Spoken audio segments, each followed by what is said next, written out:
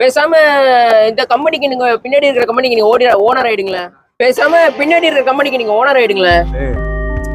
தெரியுது இல்ல, இந்த இந்த வேலையை நம்பிதான் உங்க குடும்பமே இருக்கு. பேசாம பின்னாடி இருக்கிற கம்பெனிக்கு நீங்க ஓனர் ஆயிடுங்களேன். தெரியுது இல்ல, இந்த வேலையை நம்பிதான் உங்க குடும்பமே இருக்கு. அப்புறம் என்ன?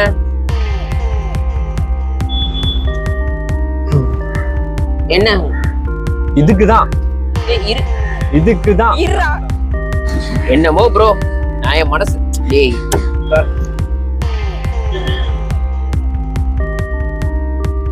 ஸ்டார்ட் சொல்லிட்டேன். அப்புறம் உங்க இஷ்டம்.